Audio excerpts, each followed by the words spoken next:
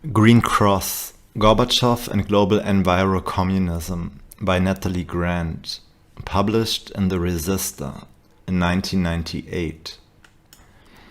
Moscow Stage Manager. A major Moscow direct hoax of the 1950s was the so-called peace movement. The Moscow regime, expert in political deception, follows attentively Western opinion, which it then uses as a foundation to spread disinformation. Concern by some people in the free world over any particular development which might threaten their well-being, for example nuclear weapons, is seized upon by Moscow's disinformation strategists. By means of selected, slanted, and deceptive data, concerns are gradually transformed into fear. Scared and under considerable stress, the victims of this Moscow game can thus be influenced into accepting policies and taking steps harmful to their own interests, like disarmament. The Soviets took full advantage of anti-war sentiments that had developed in the West. They were interested, of course, in promoting peace for their own protection to make Soviet policies more receptive to the public.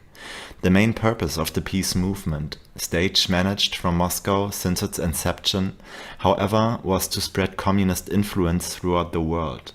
The urge of the Soviet leadership to expand in the West was confirmed by D. Volkagonov, a prominent Soviet official, archivist, and historian. In a speech at the National Archives in Washington, D.C., shortly before his death, Volkagonov admitted that the objective of the man in power in the Soviet Union had always been to gain greater influence in the world at large. Expansion of influence is, therefore, one of the principal purposes of every major Moscow disinformation hoax. Moscow's methods have not changed. The environment has replaced peace, as an astute journalist recently remarked. Although quote-unquote peace still remains a prominent item on the list of deceitful operations of Soviet leaders, protection of the environment has become the principal tool for attack against the West and all it stands for. Protection of the environment may be used as a pretext to adopt a series of measures designed to undermine the industrial base of developed nations. It may also serve to introduce malaise by lowering their standards of living and implanting communist quote-unquote values. The modus operandi in organizing the attack against the West via the environment is similar in many respects to methods employed by the organization of the peace movement. True facts are exaggerated to the extreme, with the intention of terrifying rank-and-file citizens. While doubtful evidence is presented as scientifically proven fact, the setup of the environment operation, however, is more complex. Instead of one World Council representing the entire peace movement, the environmental extremists, also known as professional environmentalists, fall into two groups. One, a non-government organization, is the so-called Earth Council, chaired by Maurice F. Strong, a top-level official of the United Nations. The other group, also an NGO, is linked with Moscow through the Green Cross International, or GCI. Mikhail Gorbachev is its chairman and founder. An early definition of Green Cross International depicts GCI as an American non-governmental organization, a private foundation created in April 1993. It was formed through a merger with another environmental group known as World Cross International, which existed in Switzerland. The Swiss group had been formed for months prior to the merger. This raises the question as to whether the creation of WCI and its merger with GCI were moves to facilitate the establishment of GCI headquarters in Geneva. The early description of Green Cross International as American was false. Even while GCI now had a chapter in the United States, GCI is not and was never an American movement. Global Forum. Green Cross International traces its origins to a group that started out under the somewhat clumsy appellation of Global Forum of Spiritual and Parliamentary Leaders on Human Survival, which it abbreviated to Global Forum, using the full name only in official documents. It was formed upon the initiative of Aiko Matsumura, a Japanese activist and now executive coordinator of the organization. Global Forum's purpose was to establish a dialogue with C. Noble, founder of the Earth Aid Society. It is difficult to determine whether the idea of a dialogue came to Mr. Matsumura from Moscow, which favors dialogues as a tool for infiltration. Mr. Noble recruited the Reverend James Park Morton, Dean of the Cathedral of St. John the Divine in New York, who arranged to have the first meeting of the group in June 1985 in the cathedral. Among other things, they discussed a solution to quote-unquote critical issues, such as degradation of the environment and the depletion of Earth's resources. There were only about a dozen participants. They included, however, prominent figures: Angier Biddle Duke, the former chief of protocol in the Kennedy and Johnson administrations, and Congressman James H. Shurer of New York. The meeting at the cathedral soon followed by a conference in Tarrytown, New York. The Tarrytown meeting had a more numerous audience. In Tarrytown, the question was raised and the motion was approved of holding an international conference in Oxford, England. Sometime later, Congressman Shurer visited Moscow. He took along invitations to the conference and handed a few to the office of the President of the Supreme Soviet for transmission to parliamentarians. Several Soviet officials accepted the invitation and attended the conference. The Soviet delegation was led by Yevgeny Velikov, vice chairman of the Soviet Academy of Sciences. The Oxford Conference was well attended, mostly by leaders of non-Christian faiths and indigenous personalities.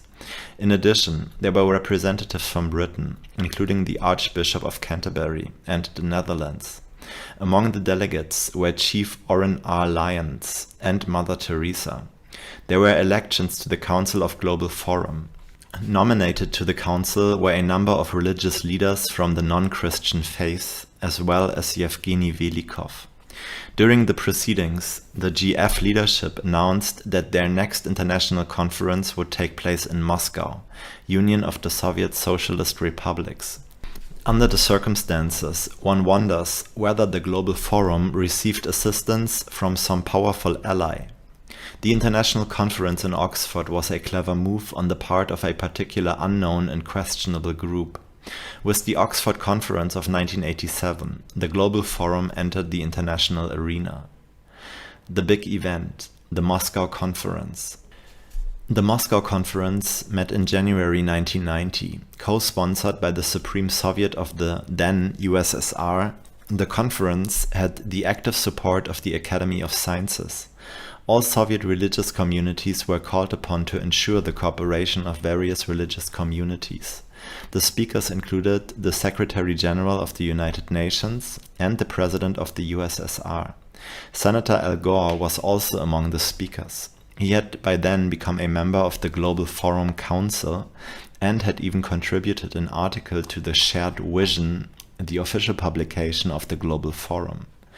The key event was the speech by Mikhail Gorbachev, President of the Soviet Union. As it was summarized in Shared Vision, Gorbachev's speech presented Soviet suggestions on how to respond to an quote-unquote ecological imperative. The Soviet recommendations comprised the demand for a nuclear test ban, the establishment of an international environmental monitoring system, the signing of a covenant to protect unique ecological zones, the support of the United Nations environmental programs, and of the International Conference on the Environment and Development, which was scheduled to meet in June 1992 in Brazil. Gorbachev noted that environmental tragedy could be averted only through international effort. You should remember that at the time of his speech, Gorbachev was still the president of the Soviet Union, and he was expressing the quote-unquote views and suggestions of the Communist Party Soviet Union, of which he was the leader. These suggestions did not fall on deaf ears. Before long, the activities of Global Forum began to reflect the Communists' quote-unquote recommendations. Indeed, had there been any doubts as to the political stand by certain leaders of Global Forum, or Moscow's attitude toward this barely known group, they were dispelled by events at the Moscow Conference. Intense Soviet interest in the proceedings was obvious. By 1990, certain leaders of the Global Forum had transformed their group into a communist front and were ready to act upon Soviet suggestions. The services they began rendering to international communism were important. In its appeal, Global Forum played on hostility towards certain aspects of Western civilization. Global Forum recruited non-communist environmentalists and placed them under the direct controlling influence of communists. Naive indigenous people, non-Christian religious figures, and few government officials were the main target. Senator Al Gore may serve as an example. The First Earth Summit. Meanwhile, the United Nations was embarking on its own program to protect the environment. Leading among the environmentalists at the UN was Maurice Strong, a multimillionaire with top-level business contacts. In 1972, Maurice Strong acted as Secretary General at the Stockholm Conference, which was convened to put the environment on the world agenda. In 1987, the UN World Commission on Environment and Development called for the establishment of a code which would prescribe principal norms for behavior of states and individuals in matters relating to the Earth. And in June 1992, the UN held an international conference in Rio de Janeiro, Brazil, which discussed to a large extent matters connected with protection of environment. Maurice Strong was one of the organizers. In environmental circles, this conference was known as the Earth Summit. All was not smooth sailing at the First Earth Summit. Heads of state refused to accept some proposals, and arguments were often bitter. Insults were exchanged, and President Bush, who attended the meeting, got his share of comment. Timothy Worth, a former senator from Colorado, accused him of engaging in quote-unquote adolescent policies and looking silly for not signing a treaty on biodiversity. Global Forum, for some reason, held a simultaneous conference of environmental parliamentarians in another section of the city. The presence of two similar meetings in Rio de Janeiro led to confusion. Resolutions passed by Global Forum were attributed at times by observers to the United Nations Earth Summit. The Conference of Parliamentarians served Global Forum as an opportunity to put into effect Soviet President Gorbachev's suggestions to establish an international monitoring institution to protect the environment. This was accomplished by having the parliamentarians pass unanimously a resolution creating an organization named International Green Cross, later changed to Green Cross International. According to a GCI press release, Mikhail Gorbachev's Moscow speech was at the root of Green Cross International's foundation. He was, therefore, invited to accept the position of founder and chairman of GCI. The formal launching of GCI could not take place at Rio and had to be postponed to a future international conference. That took place in 1993 in Kyoto, Japan. Gorbachev attended the Kyoto conference and accepted the nomination. Although environmentalist circles were disappointed by the result of the 1992 Earth Summit, it actually proved to be a step forward in their campaign for global protection of the environment. The UN conference thus adopted a program for the coming century. The course of action based off quote-unquote sustainable development was set down in a document known as Agenda 21, which was further amplified by meetings in Copenhagen, Cairo, and Beijing. Agenda 21 is viewed by environmental extremists as a blueprint in sustainable development. It was circulated among world leaders who are expected by environmental extremists to implement its provisions.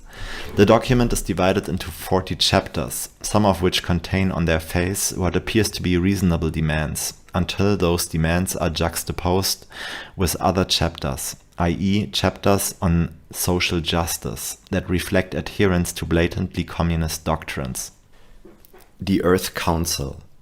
The Earth Council, an international non-governmental organization, also arose as a direct result of the Earth Summit.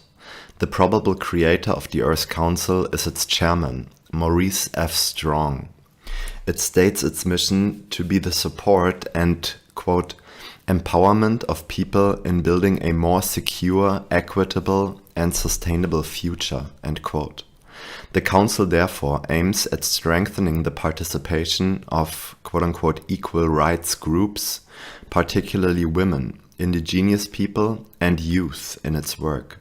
The special focus of the Earth Council is the operationalization of indigenous people, women, and youth. Canadian-born, in his 60s, Mr. Strong is a self-made man and has innumerable contacts in highly placed and wealthy business circles, where he seems to enjoy a good reputation. He admits to holding a socialist ideology and has been described by a former UN deputy ambassador as a, quote, very dangerous ideologue way over the left, end quote. Mr. Strong's immediate assistant is the executive director of the Earth Council, Maximo T. Karlov. He is said to be an activist from the Philippines. Mr. Karlov, who also heads the Earth Council Institute and is the chairman of the Green Forum of the Philippines, holds some rather bizarre views. For instance, according to Mr. Karlov, economic society, although the main engine for economic development, does not hold public interest as its primary concern, and therefore its members should not be allowed to be part of the public governance. Moscow is represented on the board of the Earth Council by Yevgeny Velikov, vice chairman of the Soviet Academy of Sciences. Since its establishment, the Earth Council has been in close collaboration with Green Cross International. In April 1994, Maurice Strong and Mikhail Gorbachev met in The Hague and launched an initiative for an Earth Charter. They proposed the signing of the charter, which would, according to its promoters, provide a, quote, new mode of life based upon radical principles for the whole of humanity, end quote. Both Maurice Strong and Mikhail Gorbachev viewed the Earth Charter as a priority. In this respect, they seem to be following the precepts of the UN World Commission on Environment and Development, UNCED.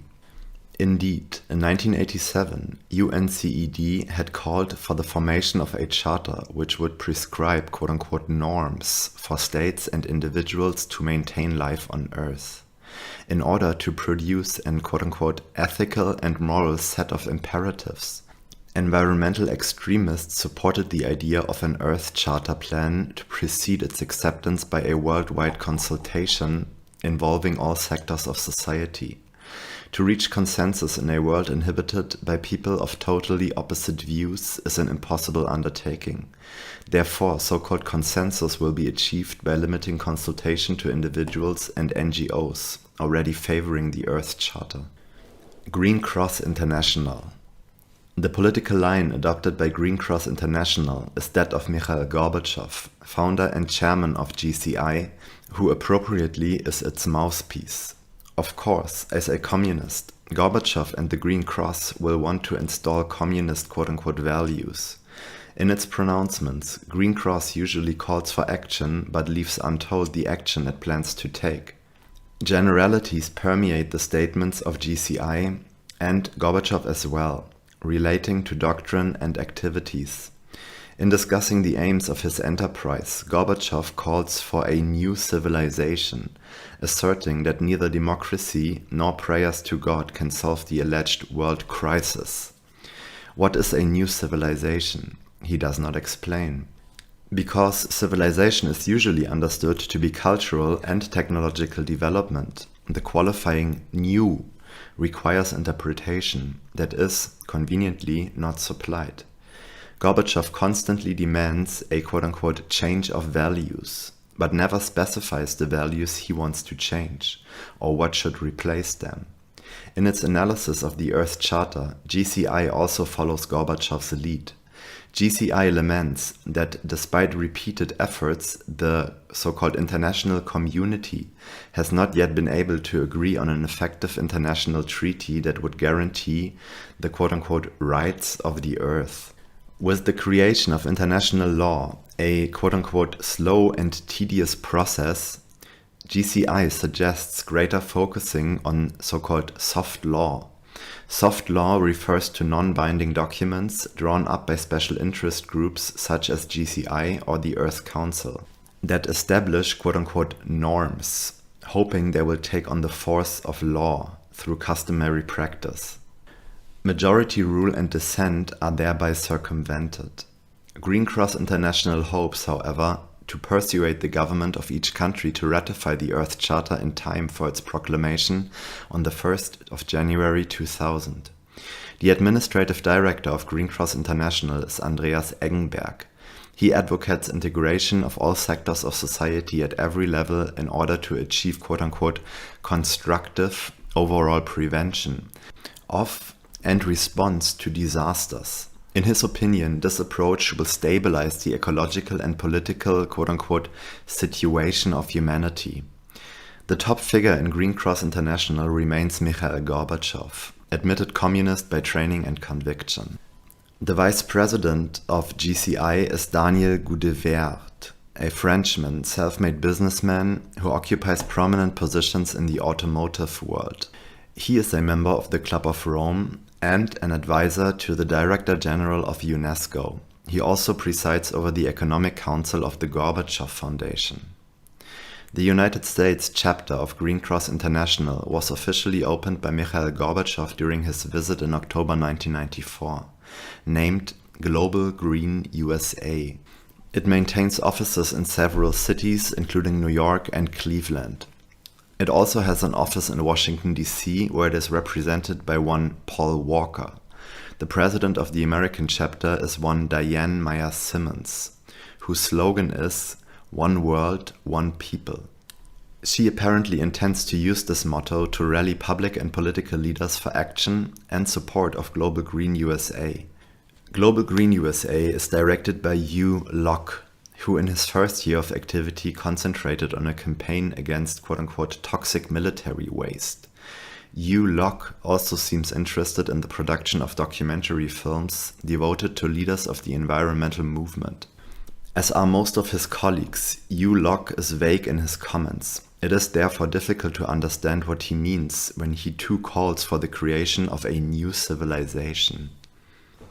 Expansion. Green Cross and Crescent International is now in its 4th year. Sometimes Crescent is added to the GCI name. At first glance, it does not seem to have performed any spectacular feat. Its name has never been mentioned during volcanic eruptions, nor does GCI seem to have intervened in saving the victims of extensive floods, nor has it received publicity at any time of oil spills. GCI has been silent on the Three Gorges Dam project in China, scheduled for completion in 2009, although the project is expected to have a profound ecological, environmental, cultural, archaeological, and historical impact. Yet, rescuing the victims of disasters and protecting ecological zones are in the GCI program. In fact, skeptics argue that so far, GCI has been long on rhetoric and short on action. Green Cross International, however, has not been idle. It has actively collaborated with UN environmental extremists at numerous meetings and conferences and has taken a leading role in launching the Earth Charter. Gorbachev and his staff have further been seeking and finding support in government circles, particularly in Holland, and have been engaged in expanding GCI into a truly international organization. Barely 1 year after its establishment, Green Cross and Crescent International had already formed 5 national chapters. The GCI operates 2 centers. One is in The Hague, where GCI maintains its programs on values education, as well as matters related to the media and communications. The other center is Geneva, Switzerland, where GCI handles emergency operations. In addition, the group has chapters in a number of countries, including Estonia, France, Japan, Korea, the Netherlands, where government circles have donated at least $75,000 to GCI, Sweden, Switzerland, Russia, the United Kingdom, and the United States. The Second Earth Summit. In March 1997, 5 years after the Earth Summit, a conference on environment met in Rio de Janeiro with an attendance of some 500 people. It has been named Rio +5. The participants met in order to review the progress in quote-unquote sustainable development made since the Earth Summit and apparently to prepare for the second Earth Summit. Rio+5 issued a set of recommendations dealing with the necessity to focus attention on the Earth Charter and to reach a consensus on quote-unquote values. The meeting parties stressed the need to strengthen the participation of equal rights groups, i.e. women, indigenous people, and youth, in councils for sustainable development. The emphasis placed by environmental extremists upon sustainability raises questions. Supporters of so-called sustainability often disregard the fact that nature is their most dangerous opponent. With one sweep, nature can destroy the most carefully laid plans. The volcano at Montserrat, which transformed a flourishing community into a desert of ash, may serve as an example. The UN Second Earth Summit opened its doors in June 1997. Dignitaries from over 160 countries flocked to the meeting in New York City. President Bill Clinton and Vice President Al Gore also attended. The summit reportedly began with, quote, recriminations between Europe and the United States and by third world countries condemning developed countries for broken promises, end quote.